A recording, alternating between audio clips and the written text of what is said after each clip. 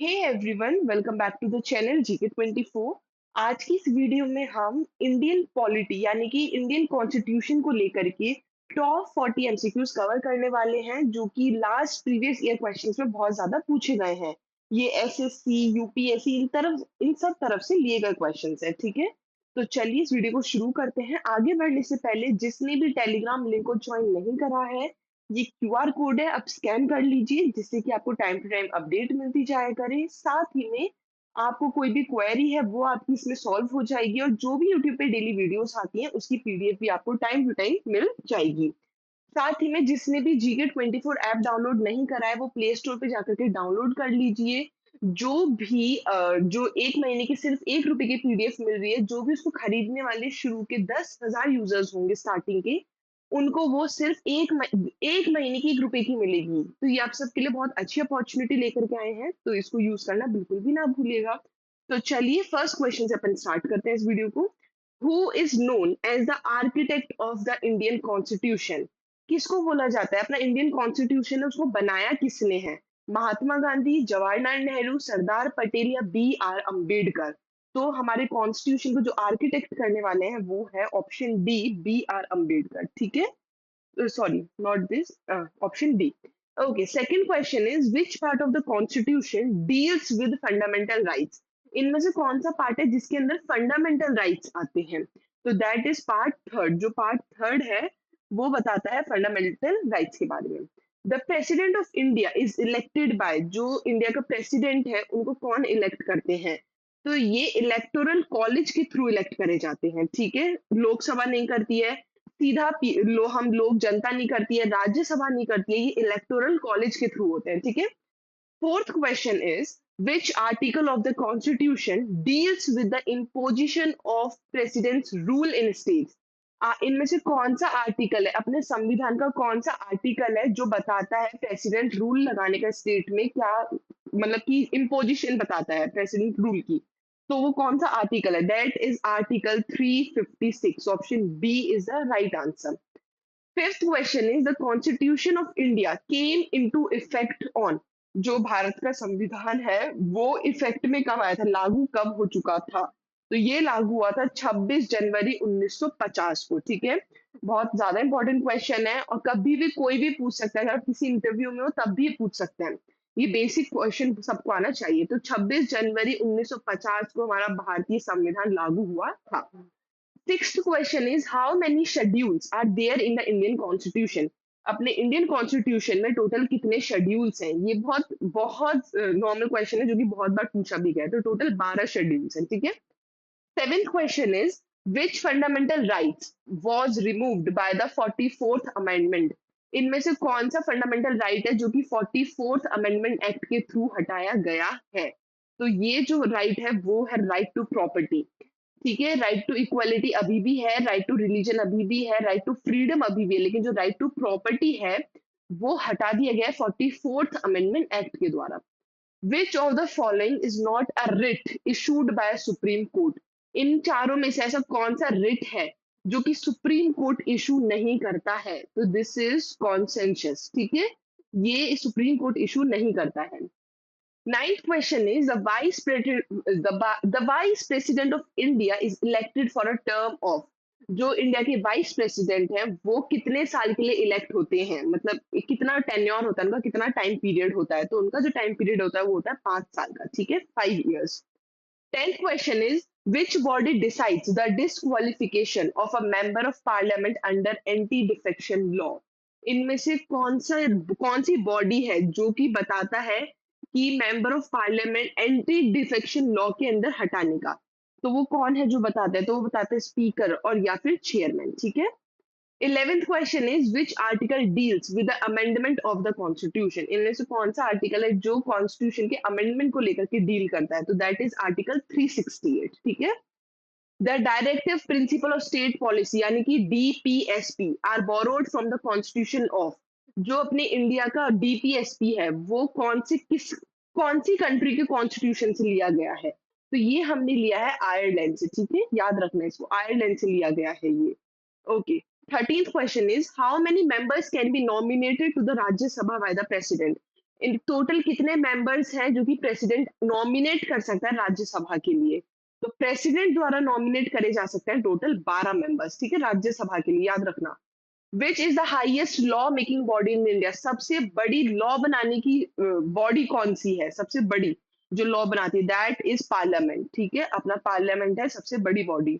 Which part of the constitution deals with the Panchayati Raj system? इनमें से कौन सा पार्ट है कॉन्स्टिट्यूशन का जो पंचायती राज सिस्टम है उसके साथ डील करता है?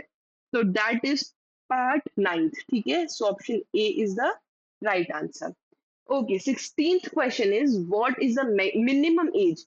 मतलब कि इस एज से चालू होते हैं कि मेंबर, अगर आपको लोकसभा का मेंबर बनना है तो आपकी मिनिमम एज कितनी होनी चाहिए? जैसे कि अपन यूपीएससी का पेपर देते हैं तो मिनिमम एज इज 21, कि 21 एज से अगर कोई इंसान कम होगा तो वो पेपर नहीं दे सकता है। तो उसी तरह से लोकसभा का मेंबर बनने के लिए मिनिमम एज कितनी होनी चाहिए? कि कम से कम तो 25 साल का तो कम से कम होना ही चाहिए, तभी आप लोकसभा के मेंबर बन सकते हो। The first Lok Sabha was constituted इन? सबसे पहली लोकसभा कब बनी थी? सबसे पहली तो ये बनी थी 1952 में। 1952 1950 में अपना कॉन्स्टिट्यूशन चालू हुआ था, सबसे पहली लोकसभा 1952 में बनी थी। Which amendment is known as a mini constitution? इनमें से कौन सा अमेंडमेंट है जिसको मिनी कॉन्स्टिट्यूशन बोलते हैं, यानी छोटा संविधान बोलते हैं? ये क्वेश्चन बहुत ज्यादा पूछा जाता है, तो ये है 42nd अमेंडमेंट, ठीक है, याद रखना। 42nd अमेंडमेंट को मिनी कॉन्स्टिट्यूशन बोला जाता है। The term secular was added to the preamble by? जो वर्ड है सेक्युलर, ये जो टर्म है सेक्युलर, ये प्रियम्बल जो अपना कॉन्स्टिट्यूशन प्रियम्बल है उसके अंदर किसके थ्रू ऐड, कौन से अमेंडमेंट के थ्रू ऐड करा गया है? तो ये 42nd अमेंडमेंट के थ्रू ऐड करा गया है, ठीक है। Which is the guardian of Indian constitution? Indian constitution के गार्जियन कौन कहलाते हैं? तो वो है supreme court. Supreme court Indian constitution के गार्जियन बोले जाते हैं।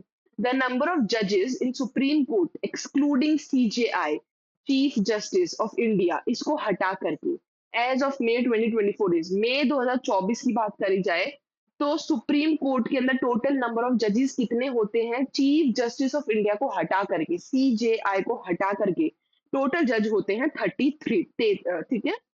What is the tenure of a governor in an Indian state? Indian state के अंदर जो गवर्नर होता है उसका टाइम पीरियड कितना होता है, कितने साल के लिए बनता है? तो वो बनता है टोटल 4 साल के लिए, ठीक है, 4 years, तो B is the right answer. The 73rd constitution amendment act is related to? जो 73rd कॉन्स्टिट्यूशन अमेंडमेंट एक्ट है वो किससे रिलेटेड है? तो वो है लोकल सेल्फ गवर्नमेंट से रिलेटेड, जुडिशरी से नहीं है, फंडामेंटल राइट से नहीं है, एजुकेशन से नहीं है, it is related to local self government. Okay, 24th question is money bill can be introduced in? Money bill किसके अंदर इंट्रोड्यूस करा जा सकता है? केवल और केवल, मतलब किसी भी एक हाउस के अंदर, मतलब लोकसभा या राज्यसभा, किसी भी एक हाउस में बिल्कुल भी नहीं। राज्यसभा के अंदर ही केवल नहीं, प्रेसिडेंट ही कर सकता है नहीं, ये हो सकता है केवल और केवल लोकसभा ओनली, लोकसभा के अंदर ही मनी बिल इंट्रोड्यूस करा जा सकता है। Which schedule of the constitution deals with anti defection law? इनमें कौन सा शेड्यूल है जो एंटी डिफेक्शन लॉ है उसको डील करता है? तो इनमें से कौन सा है? दैट इज 10th शेड्यूल, ठीक है। Okay, next question is who administrate the oath of the office to the president of India? जो प्रेसिडेंट ऑफ इंडिया है उसके ऑफिस की जो ओथ है वो कौन दिलवाता है? तो वो दिलवाने वाले होते हैं CJI, chief justice of India, ठीक है। प्रेसिडेंट को जो ओथ दिलवाने वाले होते हैं वो चीफ जस्टिस ऑफ इंडिया होते हैं। Okay, 27th question is the constitution of India was adopted on? जो भारत का कॉन्स्टिट्यूशन है उसको कब अडॉप्ट करा गया था?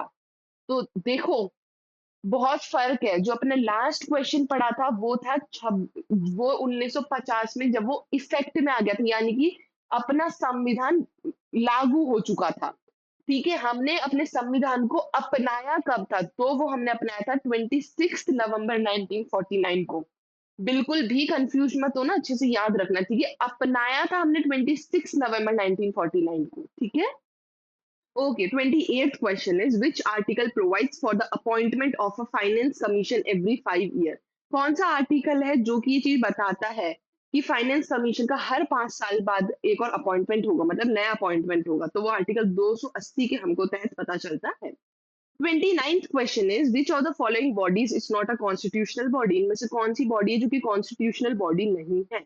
तो प्लानिंग कमीशन कॉन्स्टिट्यूशनल बॉडी नहीं है, option B is the right answer. Election commission है, फाइनेंस कमीशन है और यूपीएससी भी है, प्लानिंग कमीशन नहीं है। Which language was added to the 8th schedule by the 21st amendment?